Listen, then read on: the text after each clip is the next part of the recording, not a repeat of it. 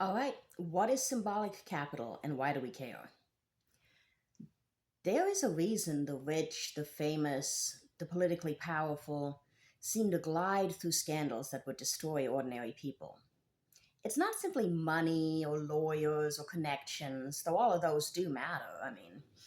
The deeper mechanism, though, is symbolic capital, the invisible currency of prestige, legitimacy, and public esteem that functions as a social force field.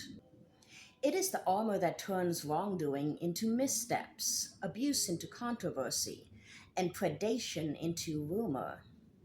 It is the reason accountability collapses at the exact moment it is most needed. Symbolic capital is not earned, it is granted. It is the collective belief that someone's status, title, or reputation is inherently meaningful. And once that belief takes hold, it reorganizes the moral landscape around the person who holds it. Their actions are interpreted through the lens of their prestige rather than through evidence of harm. Their denials are treated as credible. Their accusers are treated as suspect. Their narrative becomes the default narrative.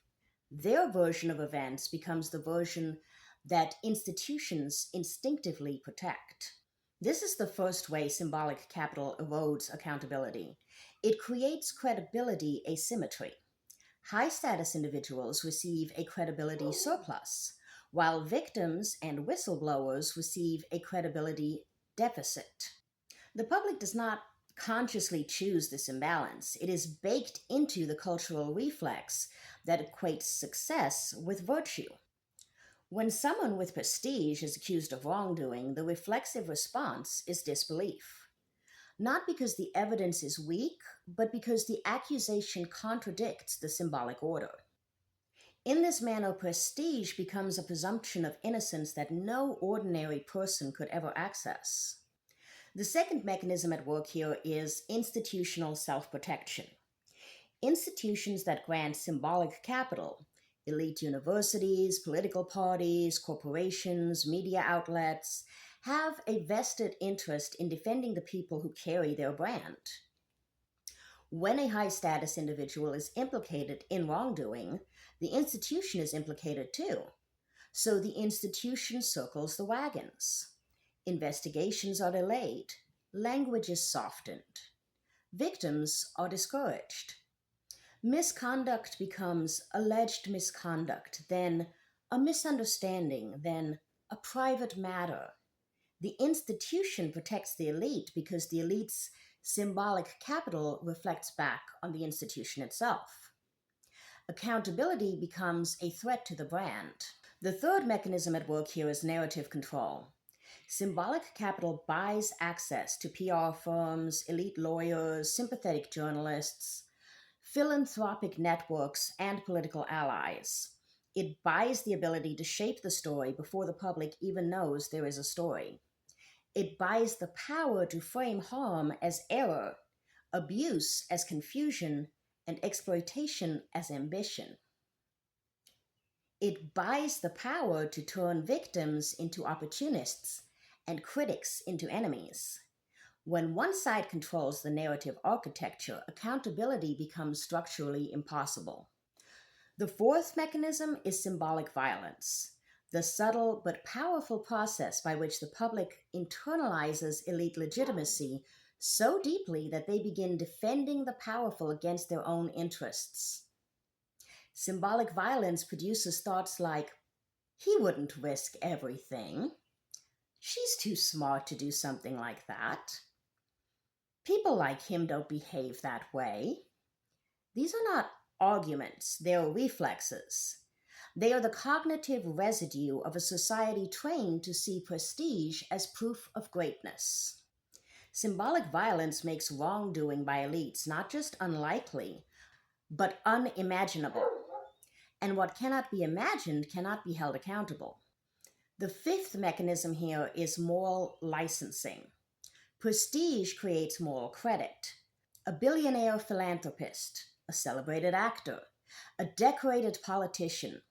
These figures accumulate symbolic goodness that can be spent to offset or excuse misconduct.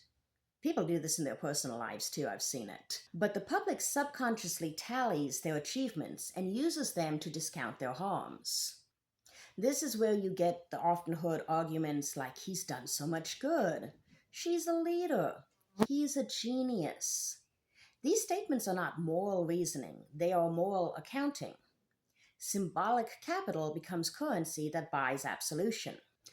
The sixth mechanism is class deference. In unequal societies, people are conditioned to defer to wealth and power. This deference is not necessarily conscious, it is cultural.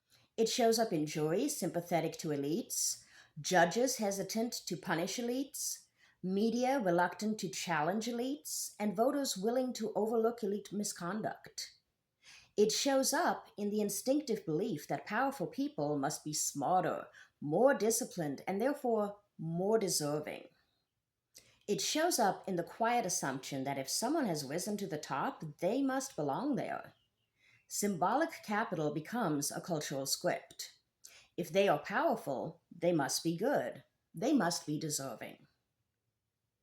To dismantle these shields, we must first name them.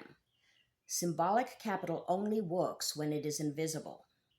Once people understand how prestige is manufactured, how philanthropy is often PR, how credentials can be purchased, how fame is engineered, how institutions launder reputations, the aura collapses. Prestige becomes performance, not virtue. Legitimacy becomes contingent, not inherent. The spell breaks. But naming it is not enough. We must decouple prestige from credibility. We must train ourselves and our institutions to evaluate claims based on evidence, not status. We must stop treating elite denials as authoritative and elite narratives as default truth. We must stop confusing reputation with character. We must stop allowing symbolic capital to substitute for proof. And we must strengthen independent oversight. Institutions cannot be trusted to police their own elites. Oversight must be external, insulated from prestige, and structurally protected from retaliation. Whistleblowers must be believed and protected. Investigations must be transparent. Conflicts of interest must be disclosed. And accountability must be designed to withstand the gravitational pull of symbolic capital. We must rebalance credibility towards victims and whistleblowers. And this means abandoning character-based credibility assessments, adopting trauma-informed practices, and recognizing that power is a risk factor, not a shield, not a badge of merit. It means centering patterns of behavior rather than personal prestige, refusing to let symbolic capital predetermine the outcome of moral judgment. And finally, we must democratize symbolic capital itself. The problem is not necessarily that symbolic capital exists.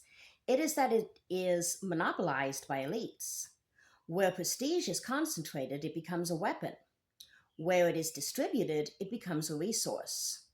Elevating marginalized voices, diversifying institutions, expanding who counts as an expert, these are not symbolic gestures. They are structural interventions that weaken the monopoly of prestige and strengthen the conditions for accountability. The end goal here is very simple. Make prestige irrelevant to accountability, not by destroying prestige, but by ensuring that it cannot override evidence, cannot silence victims, cannot distort narratives, and cannot shield harm. Accountability becomes possible only when symbolic capital loses its power to bend reality. The powerful are not untouchable because they are powerful. They are untouchable because we have been trained to treat their power as legitimacy. Dismantling symbolic capital shields means refusing to participate in that training. It means withdrawing the belief that makes the shield work. It means insisting that status is not virtue, reputation is not character, and prestige is not proof of anything. Once that belief collapses, the shield collapses with it.